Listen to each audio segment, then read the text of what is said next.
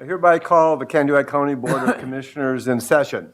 I would like to ask you all to stand as we say the pledge to the flag.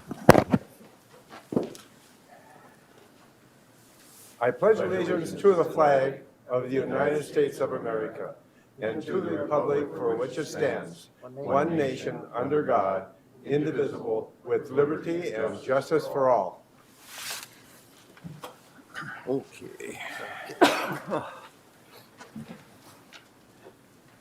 Commissioners, you also received copies of the bills to be paid. They were in our Dropbox yesterday. I will move the bills as prepared with the understanding that some of the bills are getting paid because of a glitch. Yes, exactly. Okay. Thank you. A motion by Commissioner Nissen to approve. Do I have a second? I'll second that. A second by Commissioner Emdek. Any further questions or discussion? If not, I'll call the question. All in favor, say aye. Aye. Opposed, same sign. Passed unanimously. You also received copies earlier about the minutes from our last board meeting, and may I have a motion to approve those? Also move. A motion by Commissioner Gardner, and a second by Commissioner Anderson. Any discussion or corrections at those? If not, all in favor say aye. Aye. Opposed, same side. Also passed unanimously. Okay, now I'd like to call on Mr. Mel Odens, the Public Works Director. Mr. Chair, members of the board, we have 4 bid lettings actually for you this morning. I'm going to start, I'll just name off the title as I go to each one. So the first bid letting is the chloride application. And just as a reminder to the board, that's where we do dust control in layman's terms.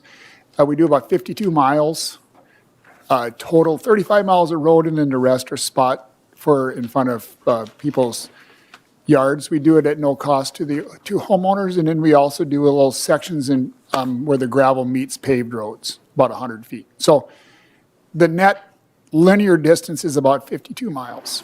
So with that, we'll start opening the bids. The first bid is Crow River Construction out of New London. Their bid is $191,520 and no cents. 191,520.00.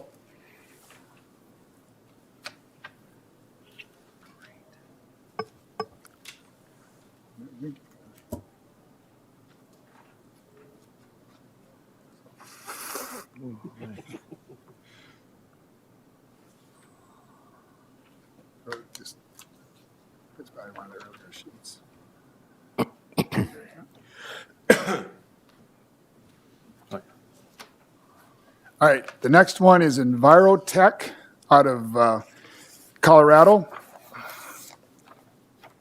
Their bid is $206,640 and no cents. 206,640.00.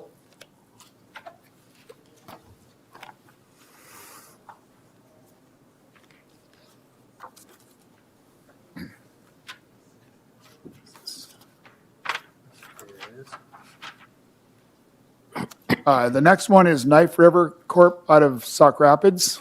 Their bid is $201,600 and no cents.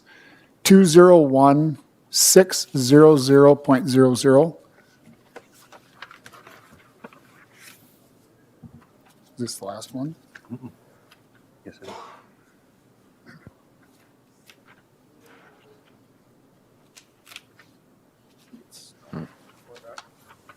That's the bond.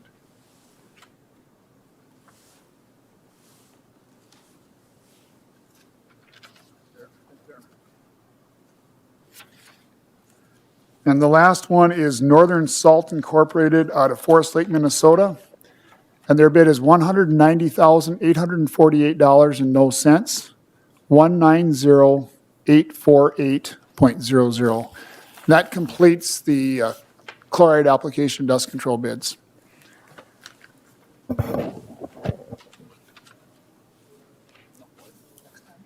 Yeah, for the record, you want to say when you're going to award those? We'll review them. Mr. Chair, we'll review these today, and hopefully at the end of the meeting, we can come back with a recommendation for award. Is We it have, today? Okay. we'll have 4 different bids, so we'll buzz through all the numbers quick, but hopefully we can get them awarded today so they get started on things they get. Okay, sometimes you took another whole meeting, but you can get it back. Great. Yep. That'd be nice. Okay, so the next one, that was the chloride application. The next one is going to be our pavement markings. We do about 200 miles of reflectorized pavement marking. You said 200 miles? About 200 miles, yep. The first one is AAA Striping out of St. Michael, Minnesota. Their bid is $95,975 and no cents. 95,975 and no cents. This is AAA. What's this one? That's old stuff. Oh. What was this? This is traffic marking. Okay. The next one is Traffic Marking Services out of Maple Lake, Minnesota. And their bid is $93,387.50. 93387.50.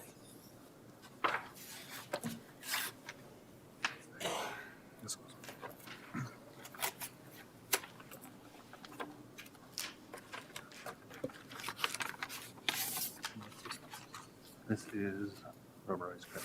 So we only have 2? Yep. Okay, so we only had 2, so that completes the reflectorized pavement marking bids. Mr. Odens, same would stand with that then, that you're going to get back to us at the end of this meeting on Correct. this as Yep, well? yep. As well as the other 2 we're going to be having now? Yep, yeah, we'll look through all these and check the math and check the bonds and check all the boxes. Okay. So the next one is going to be rubberized asphalt crack filling. This is I believe the 3rd year of this program where we're accelerating our crack filling. This year, we're going to do right at 44 miles. And hopefully, we can get that much done. And if we don't have as many cracks, we do more. So we basically bid out at a minimum. So the first bid is Allied Blacktop out of Maple Grove, Minnesota. Their bid is $292,176.26. 292,176.26.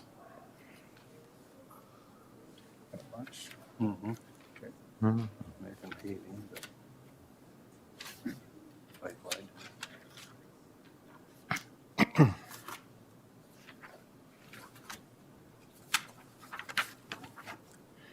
The next one is American Pavement Solutions Incorporated out of Green Bay, Wisconsin. Their bid is $366,458.36. 366,458.36.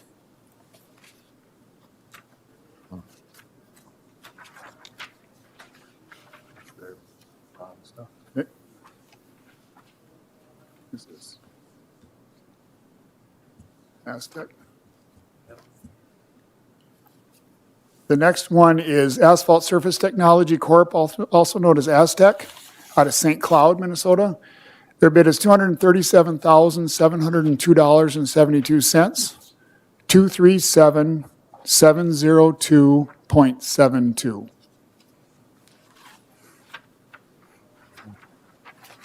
there.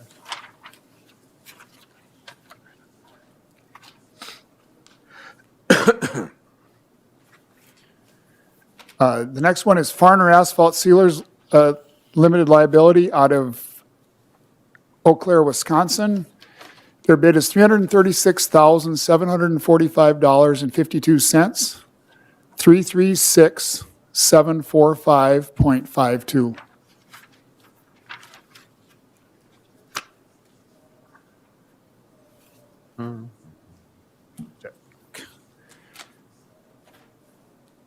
The next one is Jet Black out of Kaneohe, Minnesota. Their bid is $173,324.90. 173,324.90.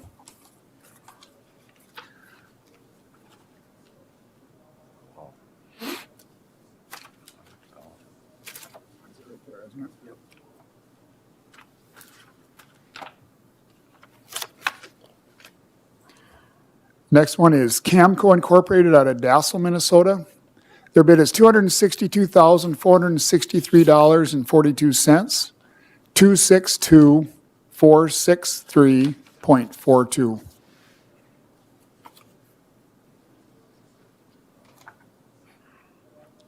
This is Montrose or Northwest Asphalt. That's the last one. All right, here's the last one. It's Northwest Asphalt out of Thief River Falls, Minnesota. Their bid is $252,063.93, 252,063.93. That completes the crack filling.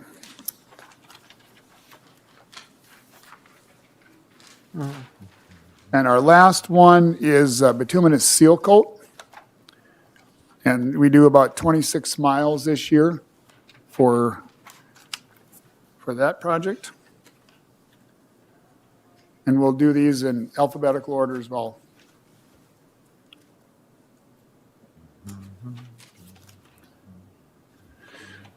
First one is Allied Blacktop Company out of Maple Grove, Minnesota. $390,339.33. 390,339.33.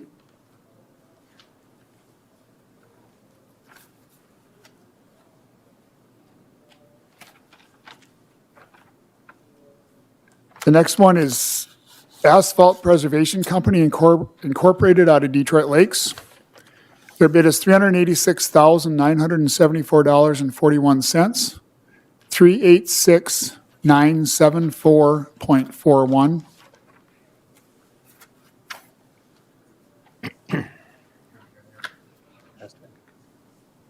Aztec.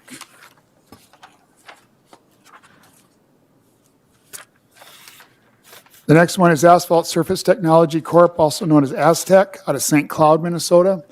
Their bid is $375,533.29.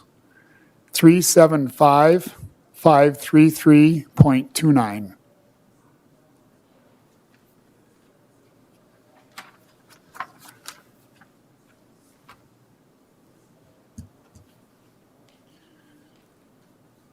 Next one is Bituminous Paving Company out of Ortonville, Minnesota. Their bid is $558,723.69. 558,723.69. Just go with theirs. Yes. No, this one.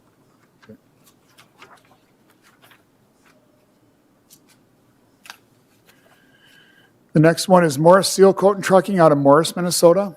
Their bid is $420,960.84. 420,960.84. So get the last one. One more to go.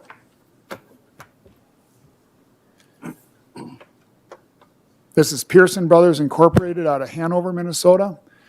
Their bid is $356,689.36. 356,689.36.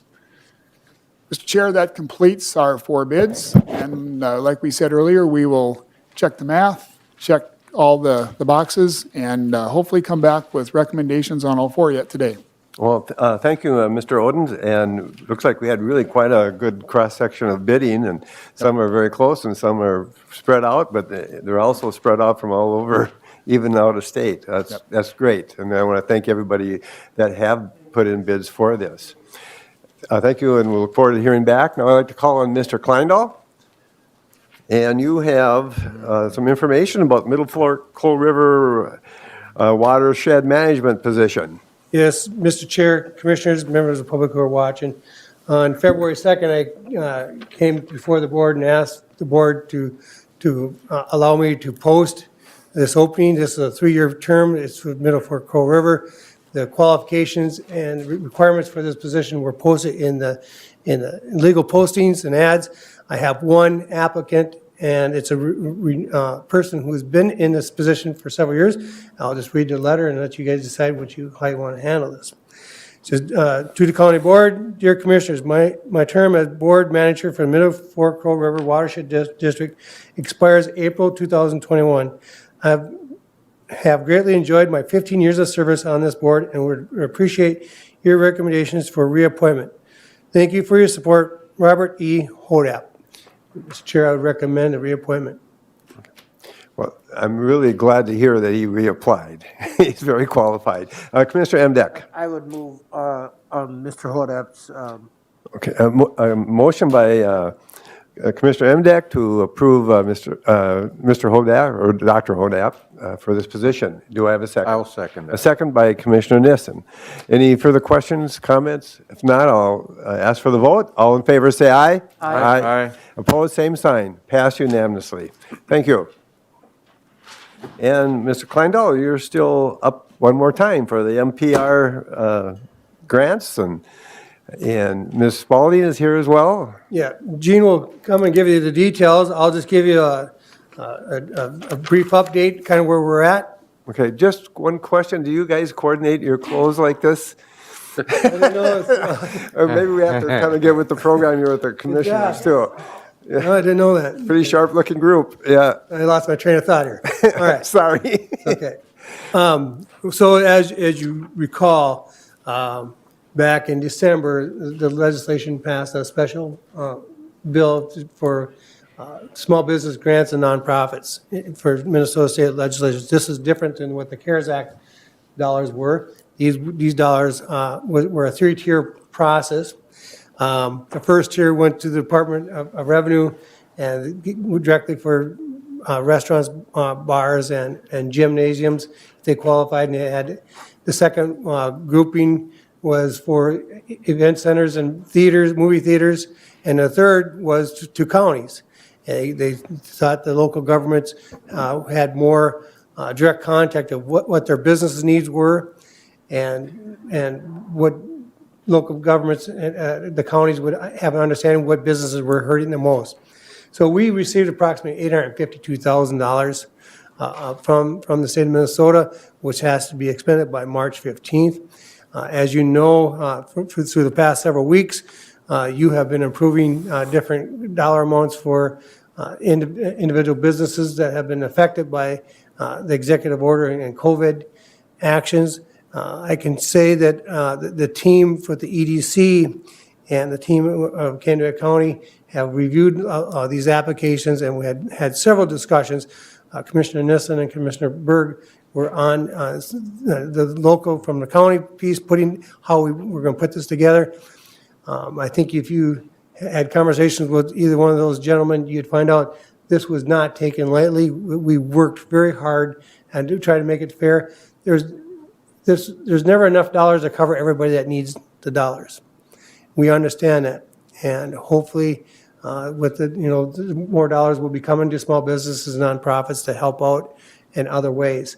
But the process that we went through with the EDC, and they had a finance team that would go through some stuff. Our team also went through some stuff. We had held some dollars back when we first started, just to make sure some of the businesses that didn't quite fit the criteria of the tier 1s and tier 2s that we had set up, or tier 3. I think Commissioner Nissen said, we should hold some dollars back to make it some flexible. So those that just didn't quite fit the exact areas of these other ones, that we had some flexibility to help people out that were really hurting. I think that was an excellent idea, and I think the stuff that Gene will be presenting today covers those businesses. I will report that if you guys approve it today, we will have met our dollar amount, and we will have met the requirements for the state of Minnesota, and we'll be notifying them that our dollars have been spent and utilized. So I'm going to turn it over to Gene and give you details. If you have other questions, I can come back up afterwards. Thank you, Mr. Kleindall.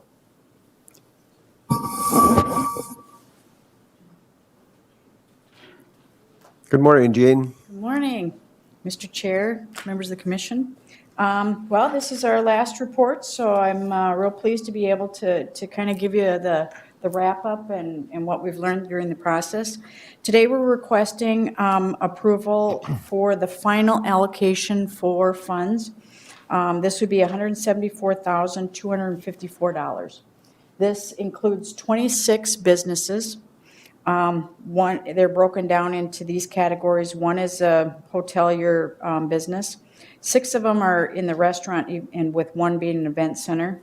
4 of them are in the Tier 3 businesses that have never received any previous funds. So they are first time, they didn't get CARES funds, and so they're first time applicants. 4 are nonprofits, and then 11 would be the 3-tier businesses, but those 11 have received funds through previous programs. So that's kind of the breakdown of the 26 that is before you today. As a total, we have now, if these are all approved, the total that would be reported to the state would be 66 businesses that receive funding. The total allocation is $843,754. And as you recall, Larry saying the total allocated to Candioi County was $852,437.02. So that makes our allocation 99%, 98.98%. So we only used really 1% in admin, which the program allowed for up to $20,000. So I think that the team, as Larry mentioned, was very prudent and was able to early on get the guidelines for a program that was pretty effective and I think really helped meet the needs of the businesses. In the end, it was difficult to make some decisions because, as Larry mentioned, there was not enough funds for the requests that came before us. So if we had funded wholly all of the requests that came, we would have needed in excess of $975,000. So there was really 16 that were ineligible by criteria and unfunded. And that's not even really part of the $975,000 because we didn't really put a dollar value to those if we knew that they really didn't meet the funding. So that's just the ones that we weren't able to fund wholly. So in the end, we had to put together some parameters so that businesses could get funding, but not necessarily at the whole level had they, because the funds just weren't available. In visiting with a few businesses, I wanted you to just have an idea of how the funds were being used and how important it was to businesses in the county. And just to give a recap of a couple different ones that I spoke with yesterday, the majority of the grants are going to be used for payroll. That's where the majority of the need is. Businesses are, even if they're not operating and they're not operating at during this whole time, they still had employees that needed to be on, continue working to plan for when they were able to be operational. So they were incurring really, payroll costs that they weren't receiving any income in order to cover those. So that was coming out of the wherever they could find funds for. Other businesses, especially in the hospitality industry, restaurants, the curfews and the limited capacities are still a challenge. And so they're hoping that, as things starting to with vaccinations and things improve that way with the numbers, that will, by the summer, things will improve. So I sensed this optimism, but had they not had some of these assistance, I think that it would have been, very, very difficult to have gotten to where they are today. I know that one of the businesses that I spoke with, she was working 3 jobs to to be able to keep the business afloat. So that was in addition to trying to run, her small business. And so the money that from the grant was going to be used to pay rent and utilities that she was behind in. And so that's just a sense of some of the need and where those funds are being used. One thing that I think was incredibly rewarding to hear is that how businesses were helping each other. So in one case, helping to have deliveries to their business because they didn't meet the criteria for an order from a supplier on their own, and so another business would accept a business or order for them or help them so that they could order because they couldn't do it on their own because they didn't have a minimum criteria or didn't have cash flow for it. So it was really inspiring to see these real competitors out there helping provide and be a supplier and assist their counterparts. So I just, goes to show, what the caliber of the business community that we have in Candy Wright County is. So I think that pretty much is a synopsis of the program. And if you have any other questions, I'd be happy to answer those at this time. Any other questions at this point? Otherwise, I'd just really like to comment, Ms. Spalding and Mr. Kleindahl, we did the CARES, and then here this came up, and here we go again, and I am so excited that as a county, we had an opportunity to do this, and to really work with our businesses I know we can't make them whole, but to work together, and that we could proceed, and that we use very few dollars administrative costs connected with this, and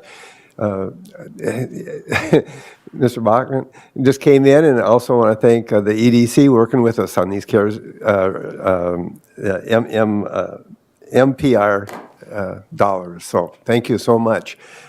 Comment, Mr. Emdek. I would echo your comments, and then I would add to those that should receive some recognition because, a lot of people don't know this, is the Finance Committee at the EDC. There was, I forget how many serve on that committee, and but they did a lot of work reviewing all of these applications, and thanks to them for the work they did. Yes. Yeah, and again, volunteers serving the EDC for sure. This is good government. The government working together with other agencies and working with our businesses, and this money, I'm so thankful we had this opportunity again. I want to say that these dollars just keep reworking. Like you said, they go to the business pays the payroll, the people get their money as workers, and they go spend it at the grocery store or wherever. And this is good for our community. I just feel real proud of it. Any other comments? Oh, just a brief comment. The last day we could accept applications, we thought we had them all. And we made a evaluation and approved that, and then all of a sudden, we got a couple more. And so we reevaluated. And this is like all day long, pretty much. Toward the end of the day, right before the deadline, we got two more. And so we finally got to the bottom line, but it was kind of like a race that people kept coming in. Yep. And so it was good that we had these funds, and I know people are out there still hurting because of the situation. There's only so much you can do. It's a tragedy, but I'm glad we were able to help those that we were able to help. Okay. And I think the comment that I heard from the businesses is just how quick the response was, and how easy it was to really work with the program. The guidelines were user-friendly enough where they didn't have to spend hours trying to navigate an application and a process and approval, and the approval process was quick. The money gets into their hands on a real timely basis, which is, I think, most important. So. All right. Any other questions, comments from anybody? And you need a motion to approve. Yes. May I have a motion, please? So moved. Motion by Commissioner Emdek, a second by Commissioner Nissen. Any further questions? If not, I'll ask for the vote. All in favor, say aye. Aye. Opposed, same sign. Passed unanimously. Again, thank you, everybody. Appreciate Thank you. all you've done.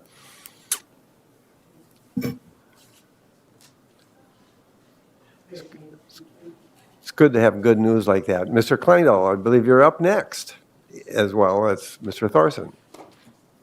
Mr. Chair, Commissioners, members of the public, here to talk about the Law Enforcement Center and the re-roofing plans. And before I have Andy come up and talk about whether or not you want to approve for bids, I want to make sure we have a way to finance it. And I want to remind that plan for financing, because we don't want to go for bids unless we all are in agreement how we're going to finance it. So if you recall those of you who were on the board last year, during our budget session, we talked about the law enforcement bonding bill being done. We have $1,369,500 that we have put in our budget for the bonding of the law enforcement center. Those dollars are in the budget. And for Commissioner Gardner and Commissioner Anderson, what the plan is to maintain those dollars in the 2022 budget to pay for the roof.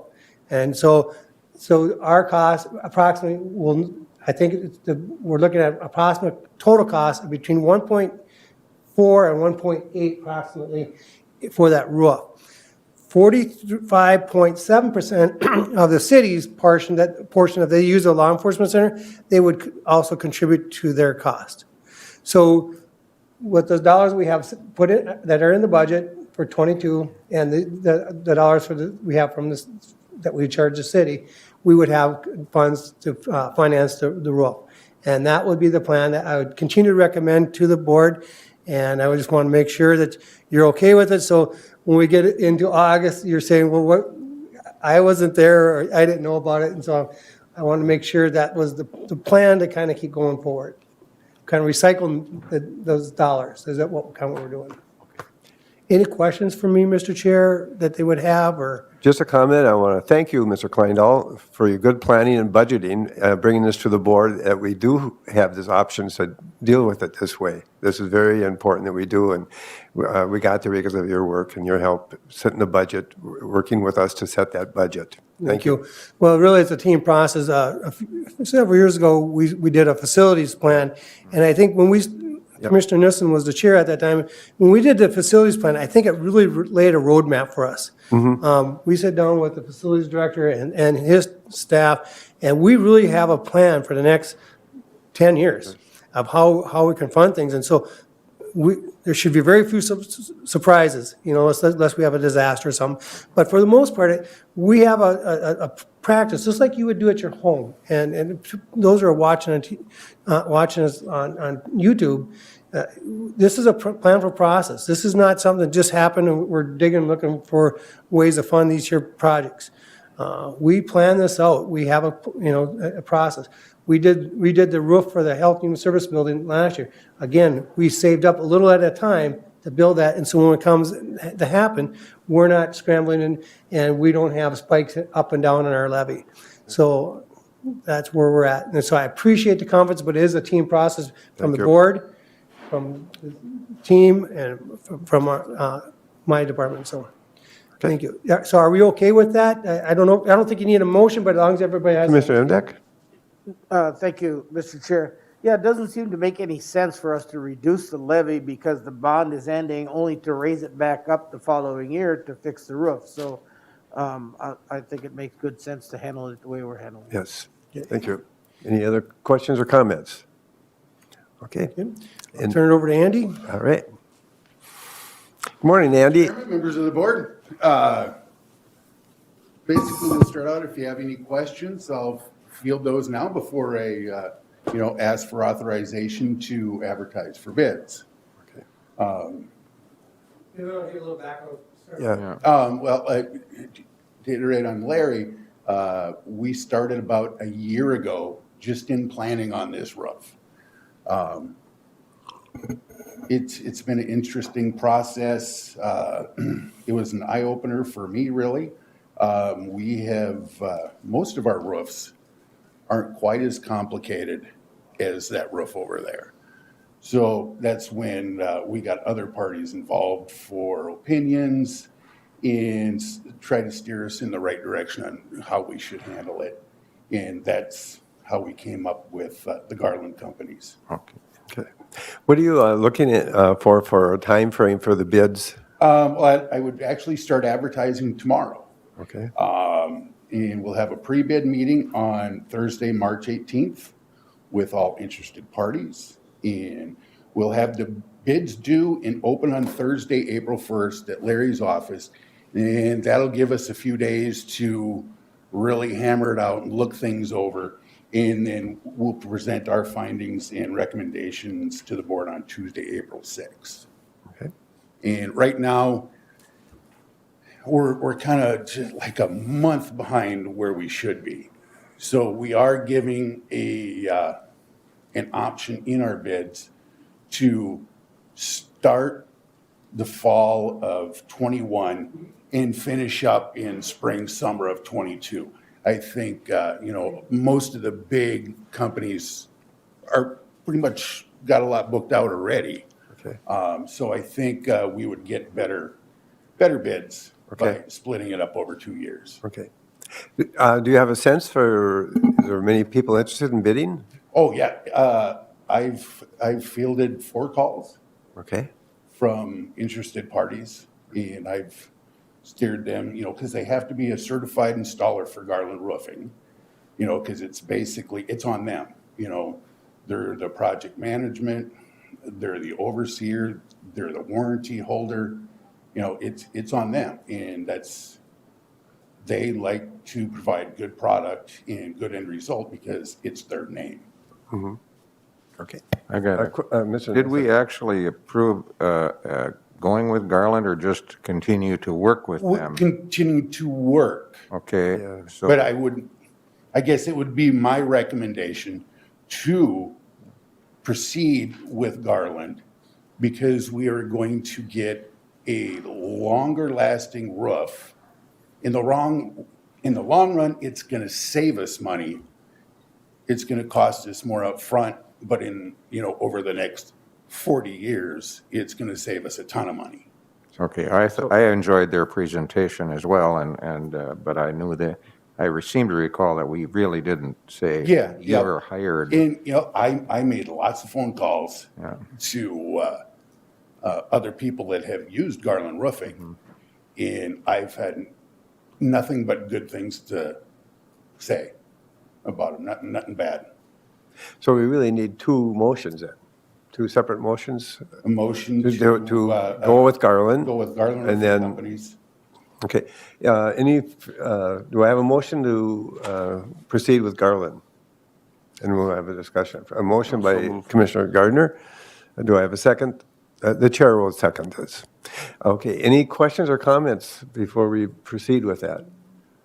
Just to clarify, I think for the general public, so what this is essentially is a means of utilizing a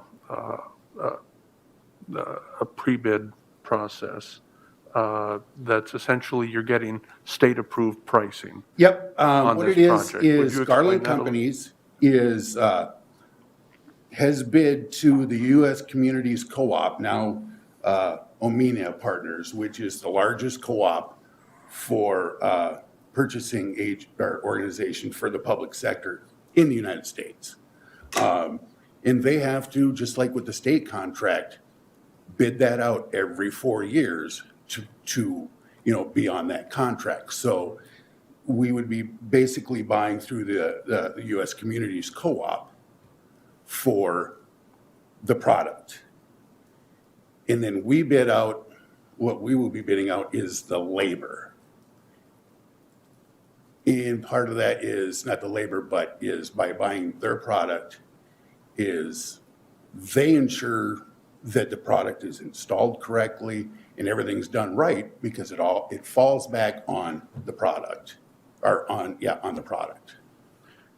And just to follow up, cooperative purchasing like this is done across a number of different entities and industries all the time. This is really nothing new or out of the ordinary, but it's a more cost-effective way for us to get something that's going to last. It's kind of streamlining the whole works of engineering and specs and all that kind of stuff. So it really saves a lot of money there too. Thank you. Thank you. Do you have an estimate or a guesstimate about what the bids may come in at? And Right now, we were guesstimating between 1.6 and 1.7. I'm hoping on the lower side, by splitting it up over, 20, 21 and 22. Okay. If we really were saying we want it done this year, then I think, bids would come in a lot higher. And that estimate is including the cost of the materials? Yes. That's the whole Yep, project? yep. So, yeah, we're estimating off of what it should cost for installation. So we kind of got a ballpark, I don't have that in front of me, of what it should cost for installation. Now after the bidding process, we'll see how right on we are. Okay. Do you have any idea at this point of what the product cost, what percentage of the total bid would be? I don't, usually I'm not gonna lie, Garland roofing products are a little bit higher than your normal product, but it's a different type of product. There's nothing like it in the United States. There's other built-up roofs, but they're not exactly the same. So for exact cost, I don't have that before me for what the material costs. Or what the estimate would be for the installers, I guess? Maybe that's Yeah. another way to look at it. I wouldn't even want to, throw a guess out there because I might be way off. Okay. All right. All right. Any other questions or comments from anybody? Okay. I'm just really excited because we're looking at a 30, 40, 50-year roof versus, this one was what, 20 some Okay. years.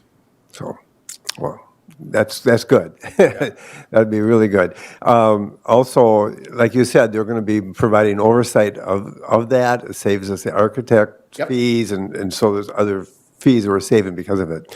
We have a motion to go with Garland, and I will call the question at this point. All in favor, say aye. Aye. Opposed, same sign. Pass unanimously.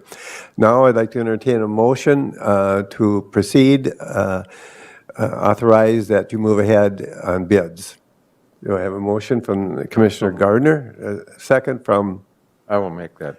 Commissioner Nissen? Any further discussion? If not, I'll call that question. All in favor, say aye. Aye. Opposed, same sign. Pass unanimously. Well, thank you. Well, we're Thank heading you, down that gentlemen. road now. I am so excited about this project. It's, I think it will be, the feather in my hat for my 30, hopefully 38 years with the county. Okay. Oh, this will be the best way, the most money I've saved for the county. And it's I like a doing that. and it's a major project. Thank you Yep. so much, Andy. You're doing a great job. Okay. Mr. All right. Mr. Odens. Oh, we're zipping right home. I take it you got some good news for us now. I got to clean up after the janitor. Yeah, I know. It's right, Mr. Kleindall, he's kind of messy up there. So, all right, so what I've got is I've got 2 letter of support considerations for the board. Just as a little background, the local road improvement program that was in the bonding bill, it allows state, county, and townships to submit for projects that that meet certain criteria. So what we do is the county, or the townships in this case, both contacted us. We've had other townships contact us as well. And then we review them and kind of discuss the process. We discuss what we all do, what their obligations are, and then they decide if they want to submit or not. And basically where it comes to is do we feel it's a good project based on our knowledge of all the stuff that goes on with, the regulations and stuff. So we've got 2 that that the townships want to submit, and my recommendation to the county board for both of these would be to sign the resolution of support. But why don't I, before we get there, why don't I just explain what their projects are? please The do. first one's going to be Whitefield Township. And Larry, if you could throw it up on the screen.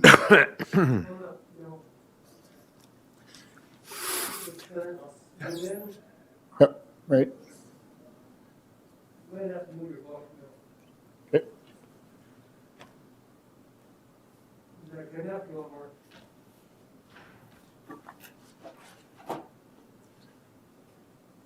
I think this will be good, Larry.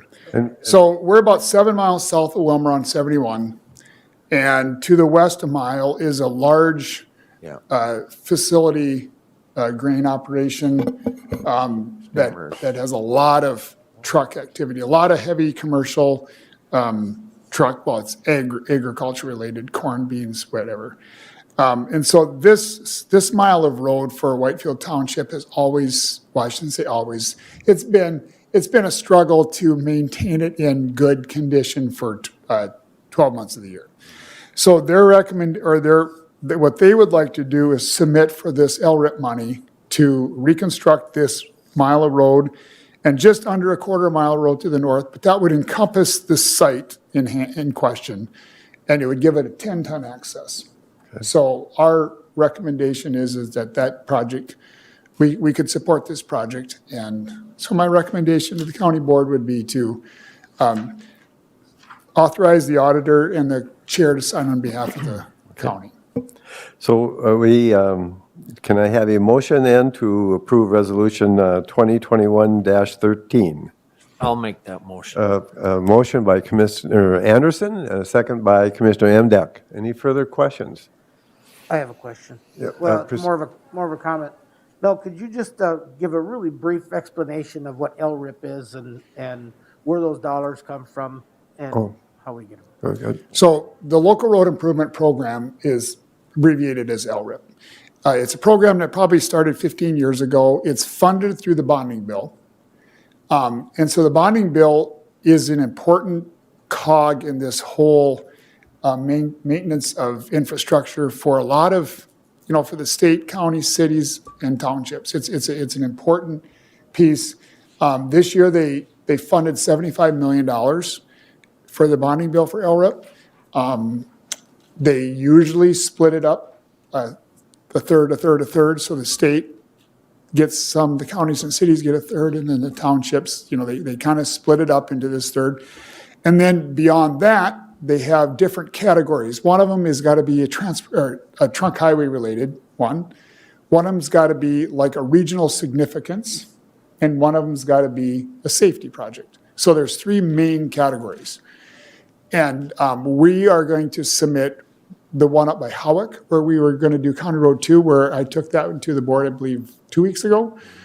And that one's going to be in the first category of the D1 category, where it's related to a trunk highway project, directly related to a trunk highway project. Both of these, I believe, are both related to the regional aspect of the connecting, like a heavy commercial area to the trunk highway. And the next one in Dover Township is going to be doing the same thing, where it's going to connect the Eagles Landing part and everything west of there to 71. So that's, and the funding it's a grant. So it's a reimbursable grant. So you don't get any money if you don't do your project. And the only way you get your money is if you submit an invoice that's eligible expenses. And the Minnesota Management and Budget manages the bond accounts for the state, and they manage this account. So it sometimes can be trickier than just your normal federal process or state aid process. But needless to say, we go after it. Okay. So I recommend that these people do. They've got good projects. Good explanation. No further questions? We have a motion and a second for Resolution 2021-13. I'll call for the vote. All in favor, say aye. Aye. Opposed, same sign. Pass unanimously. Okay. The next one's for Dover Township. They're going to be reconstructing a piece of 40th Avenue. And I'm going to put this up on the screen as well. Just quickly here, just to orientate where we are. This is 40th Avenue on the north side of Swan Lake. Down on the south side of Swan Lake is the golf course. And then up in the vicinity up here is Sunray. Sunray is right here. get it? And so what we did a few years ago, I think it was in 2014, so we would have built it in 15. Dover Township had submitted for LRIP money to reconstruct this section of road of 41st and also this section of 18th Street. And they were successful in getting $500,000 to do that. We submitted a letter of support as well as a resolution on that one in that year as well. And so now what they're trying to do is there's going to be the J-turn going to be built from Sunray down in the vicinity of 41st Avenue. And they know that it's going to limit some of the connections to the south right here by the Three Sisters Bear Path or the Bear Path Workout Center area. And so they want to get a good residential connection from the Eagles Landing area to their rebuilt 41st. And so they want to reconstruct 40th Avenue is the lion's share of it. And then this frontage road along 7123. Okay. So, All right. would Do I have move a that motion? Yes, a motion from Commissioner Nissen for resolution number 2021-14. Do I have a second? I'll second. A second by Commissioner Gardner. Any further comments or questions? Well, I'm interested Commissioner to see they're Nissen, going to work proceed. on that Three Fingers section that's been a thorn in the side of the township for a long time. I guess it was a permitting error that nobody called it a street, but it is a street and it's a mud pie most of the spring. It's not a good situation at all, and I know there's heavy traffic on that. Between the Scottish Lake and Swan Lake, there's a slough there, and there's some problems there with grade and probably a culvert, and so that's I think very important that we help them get that done. Any other questions, comments? Commissioner Endak. I was receiving phone calls, even though it's not my district, but people who go to the gym there. And they were contacting me and, thank you for the promotion of Three Sisters, but it's Three Fingers. I was wondering about that. well, they look the same. Yeah, right. Okay, how much did he pay you? No. Okay, just joking aside. Any other questions or comments? If not, I'll call for the vote. All in favor, say aye. In reference, Aye. Opposed, same sign. Pass unanimously. All right. Thank you. Maybe this might be a good time to take a 5-minute recess and come back to the agenda after that. Thank you.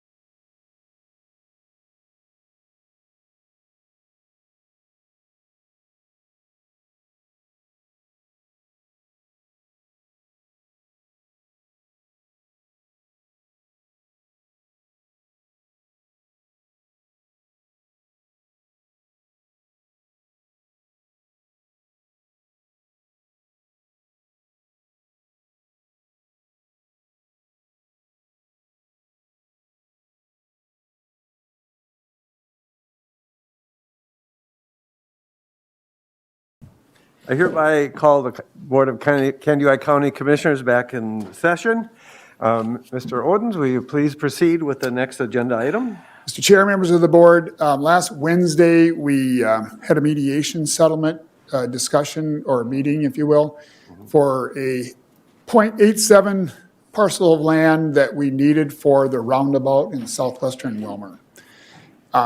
We built that roundabout a few years ago, and it's a process of negotiations, if you will. We buy probably 99% of our property by direct purchase, but every once in a while, the buyer and the seller don't maybe agree on the dollar amount. And usually it's not the intent of what you're using it for, it's usually the dollar amount of what the value is. So unfortunately, sometimes it goes to the condemnation process, and then the condemnation process goes maybe another step further. So with that, last Wednesday, we started a mediation meeting about 9:30, 10 o'clock in the morning. We finished it a little bit after 6. And so I've got the mediation settlement agreement in your packet, and briefly I can go through it if you would like. But the first page is standard contract agreement between us and the mediator. So that's not really anything to go through. Then the heart of it really, it would be the last sheet under attachment A. And basically, where we were was we agreed to a dollar amount on Wednesday as noted in attachment A, but that dollar amount is contingent upon approval by the county board. Now, just for full disclosure, at the close of the meeting, we all agreed that this was the dollar amount, and they asked me to sign it. And Larry and I were in constant communication, and so I signed it with contingency that the board would approve it as well. So we have not sent it in, if that makes sense. So it's just a process. You have to kind of keep going. You know, we kind of agreed that we'd go through the condemnation process. So with that, there's a certain delegation of duties that's to the person that's in the meeting. So the next one is the county will pay the mediator fee.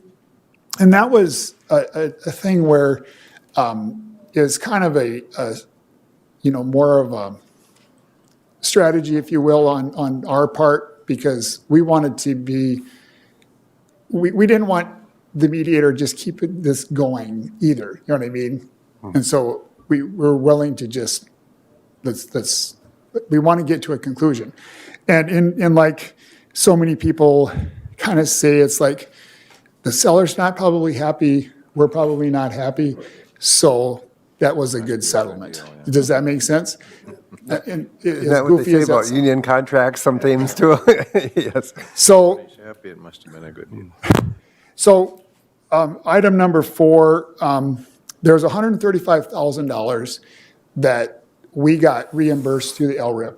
Okay, we paid them $135,000 initially. That was the appraised amount. And so we were able to get reimbursed through an LRIP grant, which we just talked about here a few minutes ago. And so our net out so far is 0. Okay, so the only net out we're going to have is the conclusion of this mediation. And so then basically what the remaining amount, now it probably looks worse than it is, but there's a $169,000 settlement payment, but that includes a lot more than just land. That includes all the soft costs up to today, are split. Really, the land cost, we're only different by about $35,000. But you can see how processes add up. Does that make sense? And so our net check is going to be $169,000. So with all that being said, both sides agreed. This is the mediate solution. I signed it with the condition of the county board approving it. But my recommendation to the county board would be to authorize this signature, approve it, and close this situation. Okay. Mr. Odens, I want to thank you. I know you've been working on this for some time. I know the family owned the property, been really concerned. This is difficult on everybody coming to a point like this. I'm glad we finally got this resolved the way it sounds. And at this point, I'd like to entertain a motion, but would you try to explain explain the motion again one more time? The motion's going to be to authorize staff to sign on behalf of the county and send in the mediated settlement. Okay. Do I have a motion? Also move. A motion by Commissioner Gardner, I'll second that. second by Commissioner Emdek. Okay. Any further discussion? Where Mr. Anderson. exactly is this? Okay, it's, and maybe I should have gone one step back. It's at the roundabout, southwestern Wilmer. Oh. It's that, where is by it, that ABC, gas, where gas, ABC Seamless was. Oh, Yep. okay, It's that .87 parcel right on the corner there. all right. Yep.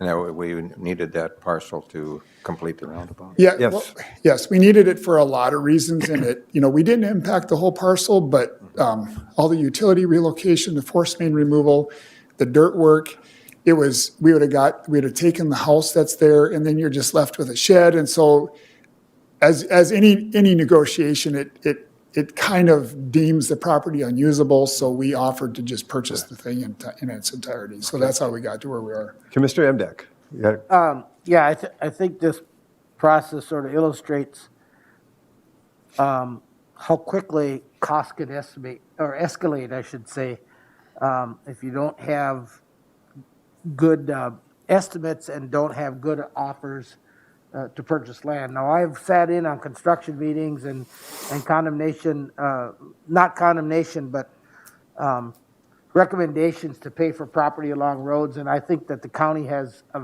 long history of being very fair, and, $35,000 wasn't that far apart, but it's unfortunate this one went to mediation. It's to be expected occasionally, but we have really few of those, and I We have think very it's few. because we are fair, and so hopefully this doesn't start a trend. But it is what it is at this point, and you said neither party is happy. In a good sale, they say both parties are happy, so it's sort of the opposite, or maybe the negative approach to it, so. Okay. Well, one quick comment, please. Actually, I'll ask my question offline. It's, Okay. I'll call for the vote. All in favor, say aye. Aye. Opposed, same sign. Passed unanimously.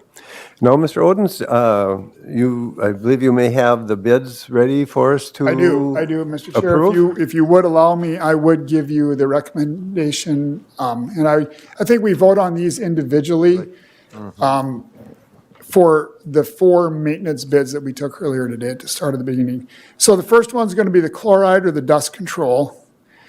The low bid as read and passed all the fact checking is Northern Salt out of Forest Lake, Minnesota, in the amount of $190,848.00.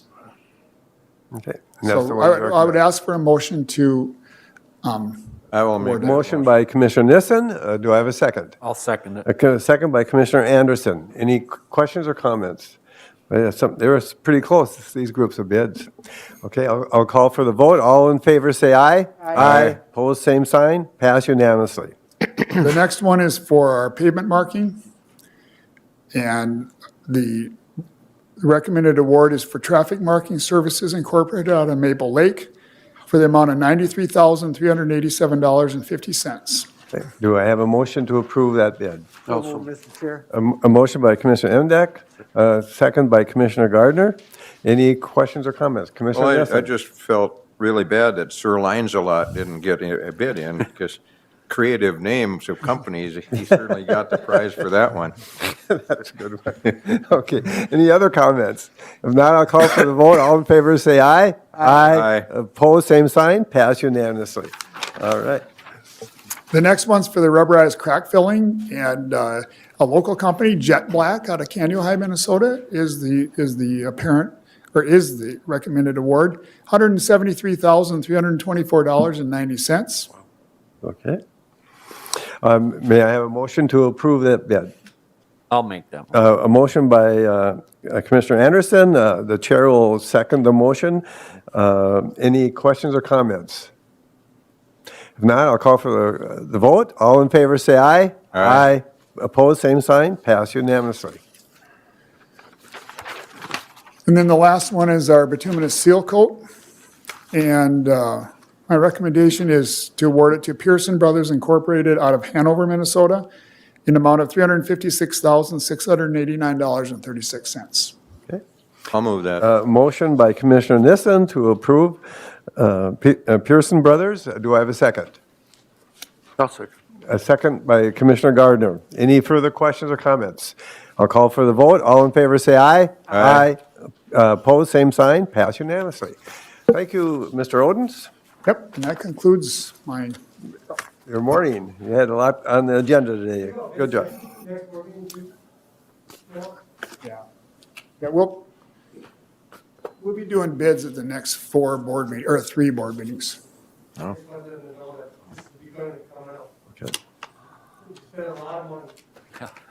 Okay. This, before I was going to deal with the ditch authority now. With that, we have a request for the ditch authority. At our last board meeting, we approved what I'm trying to remember exactly what we approved, but we got minutes for that. For JD Ditch 1, I believe it was. We discussed that and we approved all that. So today I'm going to recess this meeting and ask that we approve the minutes. So I hereby recess the Candy County Board of Commissioners, and I hereby open the Candy County Ditch Authority. Now that we have this open, we have the minutes from our last meeting that we approved. And I understand you all have received copies of this, Mr. Thompson, is that correct? Those that serve on the board on that. Should have received the minutes. Should be 3 Yep. of us. Okay. The three- I'm not even on it anymore. Well, it was a county ditch authority meeting. So yes, Yeah, you we have to all approve were, it. We were all here. Oh, okay, we were all here and voted on that. And so now we just have to approve the minutes we have. okay. Okay? So may I have a So moved. motion, a motion by Commissioner Emdek to approve, I'll second it. and a second by Commissioner Anderson. Any further questions about the minutes? Okay, I'll call the question. All in favor, say aye. Aye. Aye, opposed, same sign. And it passed unanimously. I hereby close the Candy County Ditch Authority, and I hereby open the Candy County Board of Commissioners. Closing and openings. Mr. Kleindahl, please proceed. Mr. Chair, Commissioners, coming before you today with Resolution 2021-15 is a guideline to request resolutions and proclamations. It really is a resolution that helps as a guideline for me as a county administrator of what kind of things we should be putting on the board agenda. Kind of gives you as a commissioner some guidelines. When people ask you about what should be on the agenda, or I'd like you to put this on the agenda. This policy provides the county with administration with guidelines in responding to requests for resolutions. It outlines in the general, for the reasons of the board proclamations and the resolutions. Basically, this resolution would do ceremonial proclamations, resolutions, and documents signed by the board, like public awareness, art celebrations, special honors that you have of citizens. Resolutions for reasons for the county board to take affirmative action for county businesses. And it lists a whole bunch of businesses that we do, like board minutes, annual budgets, and comprehensive planning, and salary approval, and joint powers agreements. Then it talks about, we also do resolutions or talk about things that have influence by state and federal policy, resolutions about state policy that are directly or explicitly related to the county budget, programs, and services.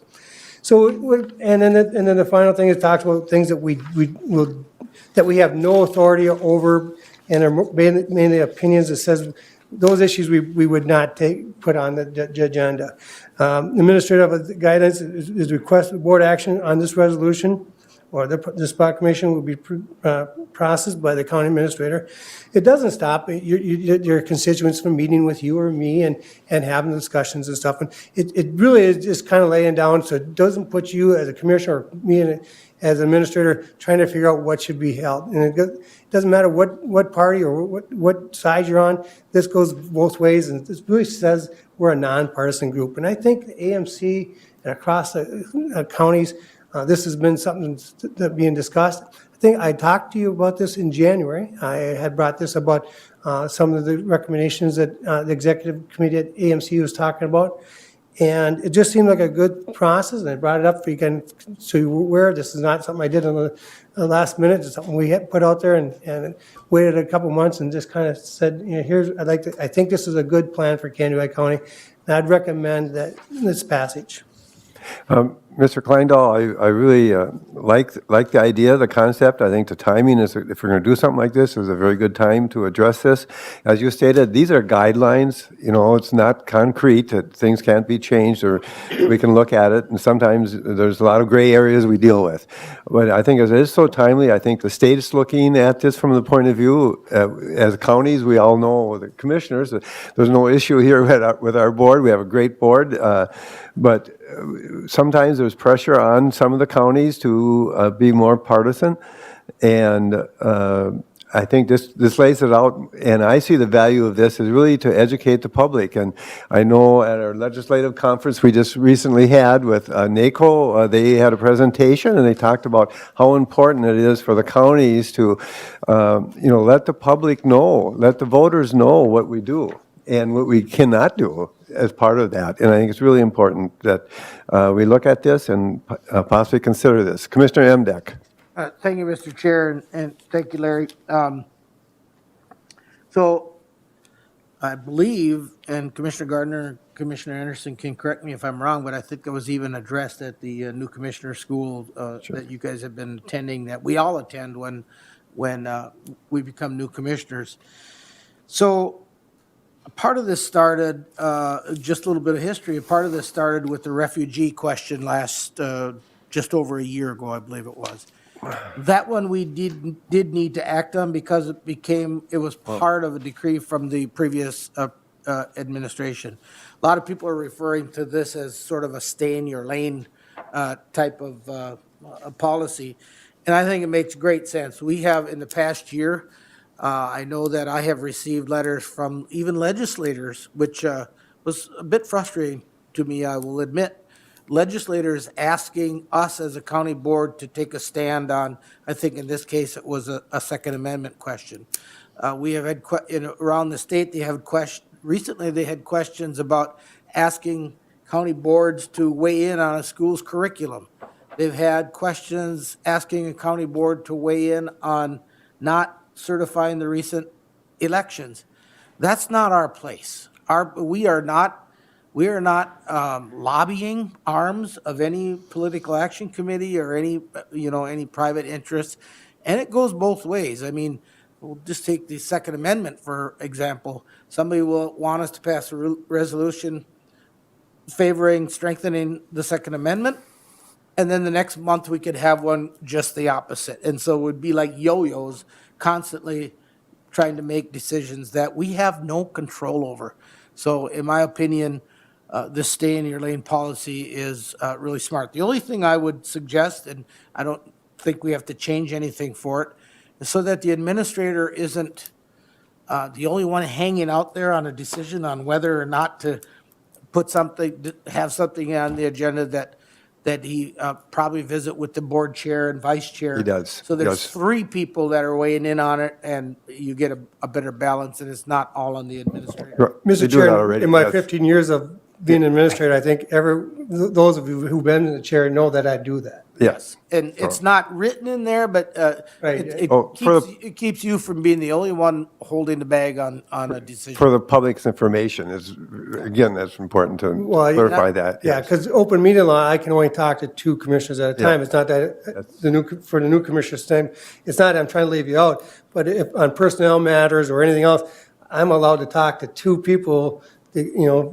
without bringing it to the public, and some things Candioi County government is so unique because often most people are so used to state and federal levels and where we have political parties and they vote on things. We don't vote on those same kind of things here. And we got a unique level of government. And I really like this level we have. We get a lot of things done the way we do. And our responsibility is to provide that oversight and policy for the county and the elections. And this keeps us focused. So I remember Commissioner Larson when we were working on the road project by Eagle Lake, and there was a lot of controversy about whether the county board was going to do it. And I think it was a 3-2 vote. But I think what I learned really quickly is that our governing body from the county board has been very good. You vote on something, you move on, and we work well together that way. And it's always been a great process. And it doesn't mean that as individuals, we could not be strong supporters of a political party, or we have our own individual rights, just that when we sit here, we're trying to deal with these issues that we deal with every day. Any questions or comments from you, Commissioner Gardner? Thank you, Mr. Chair. I would gladly move adoption of Resolution 2021-15. Okay, I got a motion to move on this resolution, a second from Commissioner Emdek. Is that, Yes. okay, any further discussion? If not, I just wanted to say, we did get a presentation from your counterpart, Larry, up at Stearns County. This is where this basically originated from, and quite a number of counties. If I remember right, something like 24 have already passed this resolution or variations of it. So happy for Candioi County to join that group. okay, any other comments? Roger. And I just want to make it really clear too, that as citizens, we're also citizens besides being, we have a right to weigh in on these issues as individuals. I personally, and I don't see anything in the policy, but I personally do not sign as a county commissioner when I am responding to something that, isn't the county commissioner thing. Now, I don't know that there's any rules against that, but that's my practice, and I have weighed in on those kind of things, and I encourage all of you to too, if you have positions on things that come to us. So. Makes me think, and again, I really want to stress, I think it's really for the people of Candioi County as well to understand better what we do here. You know, and you all probably had some similar experiences, maybe in the cities. City of Wilmer, for example, is different being a county commissioner, but I've knocked on doors and people, ask you, well, how do you feel about abortions? Or how do you feel about this or that? Or and we don't deal with those things, and this helps them to understand where we're going. So at this point, I'll call for the vote. All in favor, say aye. Aye. Opposed, same sign. Pass unanimously. All right, thank you. Mr. Kleindall, you had the next agenda item, I believe? Yeah, Mr. Update, I just wanted to recall, some of you guys may be getting some phone calls from businesses wondering, they're getting a call from a company called CGI Communication. To give you a little background, CGI Communication, if you go on our county website, you'll see a video section in there with 6 different areas of our government. It kind of explains what we do in different areas, why you'd want to live in Candioi County. 3 years ago, we started this, and we had an agreement that CGI would do these video shots and stuff, and how they pay for it is they get sponsors. And so they did it 3 years ago. The 3 years are up, and now they reshot the video, and now they're doing it again. And so now they're all renewing their sponsorship. And so we sent out a letter, and it says the Candioi County is excited to announce our continued partnership with CGI Communication. CGI will be creating a series of professional produced videos to highlight everything Candioi County has to offer residents, visitors, and business owners. With the easy viewable interface of our county website, video tours will encourage viewers to learn more about the attractions in our area, the quality of life, economic development, and business supporting the program. The video tour on our website will backlink to CGI Equalink TV host. Basically, it's an opportunity for businesses and other facilities to use those videos if you're recruiting employees to come to move here to Kansas County to work. If you want people to reside here, it's a tool that we're using for tourism. And so if you get a call from CGI, Andrew Harrington, it is legit, and he can provide a letter with our letterhead on it. This is a renewal. So this, we'll be having another 3 years of this. And so if you got any questions, feel free to give me a call, or if a business has a question, you can call us. But it is legit, and I just wanted to put it out there. All right. Any, Commissioner Gardner?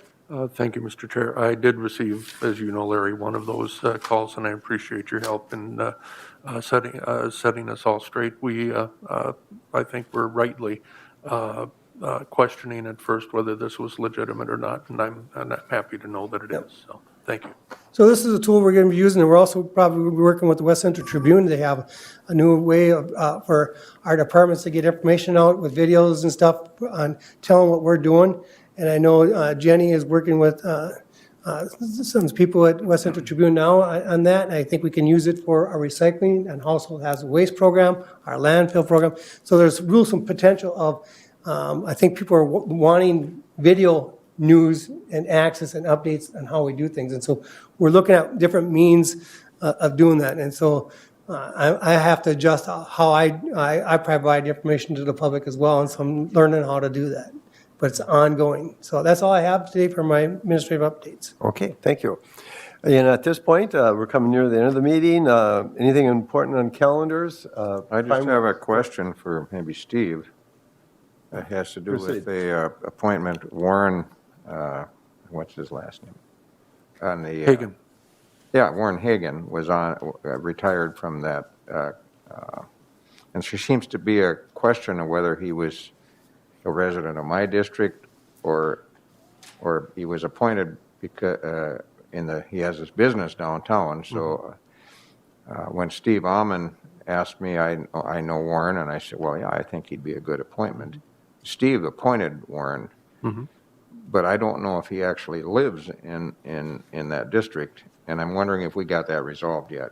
I did receive a call from Extension mentioning to me that their research indicated that it was my appointment. Okay. I was just made aware of that, and so I am currently looking for someone. Okay. I believe Warren does have an apartment in that same building. Oh, okay. Yeah, I didn't know exactly. I know his relatives all live up in my district, and Right. he probably still owns land up there, but Yep. Initially, I'd been told that it was your appointment, and Yeah. they called back and said, upon further review, it's Yeah. yours. Yeah. So, That's settled in. All right, thank you. so I'm working on it. Anything else on appointments? If not, then about calendars. And Commissioner Nissen, Prime Yes. West, do you want to comment? Prime West you got to give me a second to get out but Oh. you all should have gotten an invitation to a meeting this Thursday from Prime West Health, which will describe what they do, and I'm sure it'll be a very good thing to tune into and be aware of, because as Larry asked me earlier, at some point we're going to have to decide. They may ask us for their money, which originally we said no, we will join when we are actually being served. They allowed us to join and be part of their board, Joint Powers Board, and we probably would have already been in except for the procurement fiasco, which is a whole nother half an hour's talk about what procurement is, so I won't go into that, but that got delayed, and hence the payment. They haven't asked for it yet. Larry maybe has an inside track that they may ask. I haven't heard that yet, but we haven't got it in the budget for this year, so so that's just tune in and find out what it's all about. And they're a very good organization. They provide a lot of the same care dollars to the what's the word? I'm sorry. The folks that provide the treatment and the care, like the dentists, and they give them a better return, generally speaking, than the big folks out of the Twin Cities area home, Blue Cross Blue Shield and what's the Health Partners, those kinds of associations. This is similar to that, only they tend to put more money back into the communities. And that's why we thought it would be a good idea to go with them. And many of our neighboring counties are members, and they've been happy so far. But that's another hill that might be jumping up and biting us. Sure. And that way, there's a little bit more local control. We know a little bit more is happening here Yeah, by going yeah. that direction. And it's county-based purchasing is what it boils down to. Yes. And they provide a very good outlet for that. And hopefully, as we move along, we won't have to pay it up front. On the other hand, it could happen. I'll keep you informed. But in the meantime, that meeting on Thursday will inform you about the whole organization and why we're a member and why you should be. And I believe you all got an invite to the Zoom. It's 11:30, I believe, until 3 o'clock. Yep. So Yep. if you get a chance, it'd be great to be part of that as well. Nothing else for the calendars for anybody? If not, let's go to committee reports. And I think I'll start on that end. Commissioner Gardner, would you please proceed? Thank you, Mr. Chair. Still learning a lot. A lot of. I don't know if that stops. AMC training. Was excited to sit in on the AMC Legislative Conference, and in particular the General Government Committee and the subcommittee met concurrently as well, housing and jobs, and had some great discussion there. Humane Society of Candia High and Meeker County had a meeting last week, and as of that time, the online Save Our Tails auction, which of course we're missing out on the live event this year, had raised a little over $8,000 in bids as of that point in time, and hopefully it's closer to 10 or so by now, and we'll find out later this month. And was pleased to be able to visit with the department heads at HRA and Corrections, and have a brief overview of what they're doing, and especially for HRA, getting a handle on acronyms will be pretty key. So, other than that, that's all I have. Okay, thank you. Commissioner Nissen? Yes, I would say we had a busy schedule. One meeting that we had on the 17th ended up to be almost an all-day meeting because of we talked about it earlier, the Minnesota Pandemic Relief Act. We were on our last day and we had to make a lot of decisions, and we made a lot of decisions, and then we had to remake them because more applications came in, and we finally, I think we adjusted some of our administrative fees, and so did EDC down, so we could help a few more people. And I think we had applications coming in almost till 4 o'clock, which was the deadline. So that was a busy day.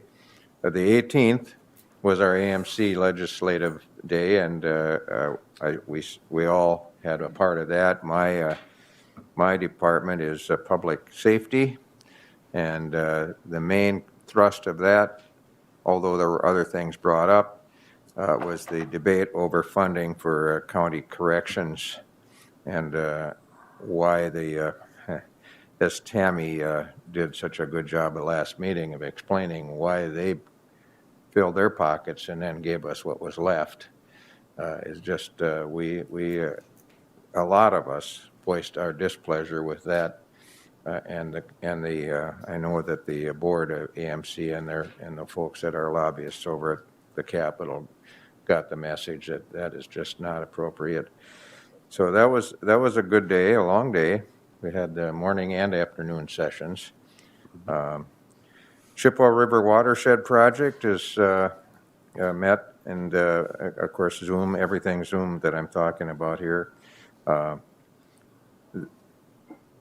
they are taking their first steps toward one watershed, one plan. So that's in the works. I think it'll be good for the Chippewa River watershed.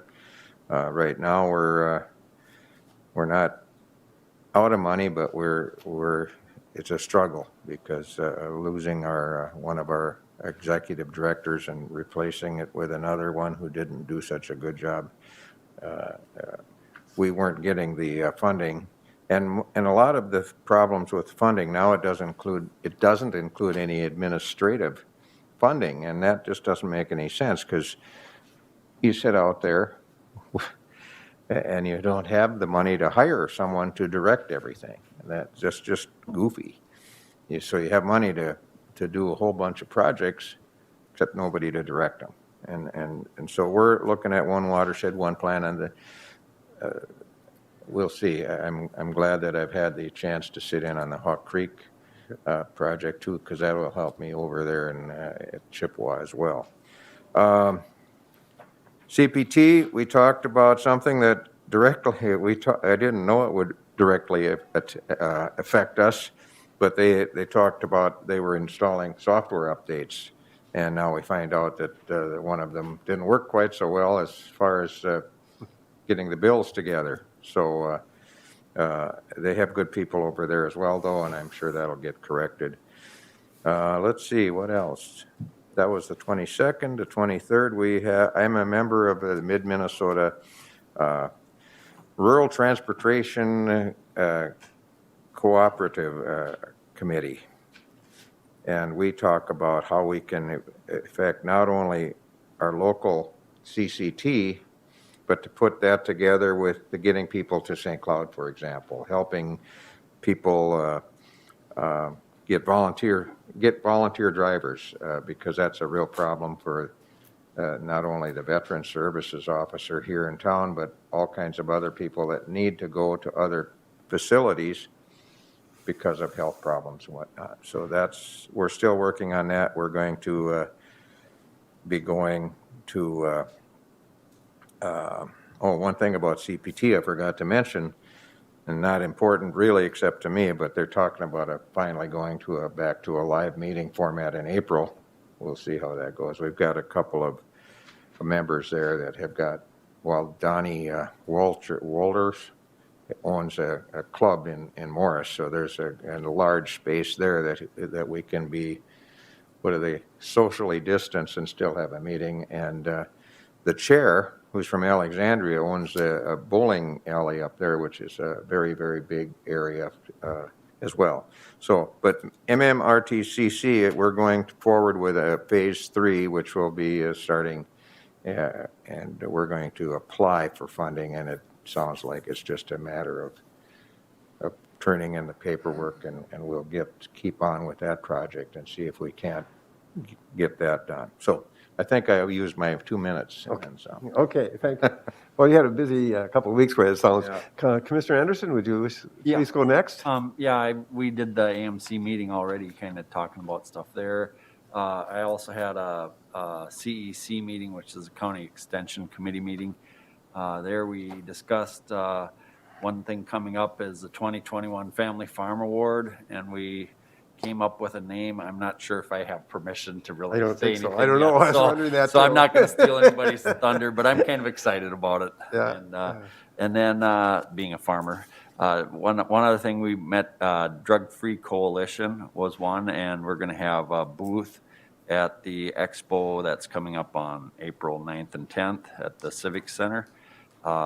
And there'll just be a booth for information on different things like how to dispose of extra prescription meds and stuff like that. And there's a lot of other things they have there for information. So the other thing was we had a UCAP meeting, a United Community Action Partnership, and there they discussed their issues with the building that they built down. I believe it's in Marshall. They said it's a beautiful building. They just had a few little issues, and I think it was about $8,900 worth of issues. So it's not a big deal because they're still $22,000 under budget. And so I think they're going to get that resolved, and hopefully they can move on from that. So, and that's about it there. So. Okay, thank you. Commissioner Imdek. Thank you, Mr. Chair. And the advantage of going last is, Commissioner Anderson said, is some things already have been covered. And I'm really last, yeah. I know, I didn't. Yeah, let's see if we can cover the rest of them. I did have the Association of Minnesota Counties Board of Directors meeting I guess it would be on the 19th. And I hope you guys got the minutes. Donna Hopper was going to send them around to everybody in the district. Not the minutes, Julie Ring's summary. Sure. And if anybody has any questions about that, don't hesitate to give us a call. I've been attending the AMC Futures meetings, which is basically presentations from different people around the state that have been active in county programs. This one had a lot of past presidents on it. It's very interesting. It's free to anybody to attend. Statewide AIS Advisory Board was last Thursday for me. That has got people from around the state that advise the DNR, heavy on advise, because we don't have any real clout there, but it does make a difference in terms of policies that at least for the AIS portion of it, can make a difference. And then there was the Transportation Alliance last week, which was, unfortunately, I was unable to kind of figure out, was it on Wednesday or was it on Friday or was it Thursday? By the time I did get clarified, it was behind me. So that's all I have. Okay. Well, thank you, Commissioner Emdek. Also, I want to thank you on behalf of the board. Your involvement with the AMC is very, very important to our county, and you're very involved with that. Well, unfortunate, the reason, and for the new commissioners, maybe you don't know how you get selected for the state board. If you chair a policy committee like transportation or public safety or any of the other ones, health and human services, you are a member of the board, or if you are the chair of your district association, you are a member of the county board. There's about 32, 33 of us, so. But it's extra time and. By your support Yep. and the other counties support District 6, that's how I'm able to serve on that board. And thank you for your time doing that. Okay, I'm last, and I'll say ditto to legislative conference. I'll say ditto to, okay, the MPR grants. We had a couple of meetings, and I'll say ditto to that. And thank you to Mr. Kleindahl for that. We had an intergovernmental meeting with the schools and the city of Wilmer, Mr. Kleindahl, myself, and Mr. Gardner. And that was a good meeting. I'll say ditto to that one. Prairie Lakes Youth Program, we had a meeting there, and we are going to be doing interviews, I believe, on the 24th of this month now for that position. Unfortunately, they're still struggling financially, and I think we lost around $32,000 just recently. So it kind of goes up and down. So we hope to get back to normal here, but we thought we were heading that direction, and financially it doesn't always work out as well as we think. And we had an extension committee, and I'll say ditto to that. I had a meeting with Jenny about updates on COVID and their program they just had last week on Thursday, and I guess that pretty well sums it up. And we also had a recycling committee meeting, and that's a committee I was on before. I'm not sure it's an active committee, but since I was on it before, we met and plan to update the board and some stuff in the future. So we'll go into more detail about that later. But very positive stuff about our recycling program. But this needs to be tweaked maybe here and there to make things even better. Anything else? If not, I am going to adjourn the Candido County Board of Commissioners.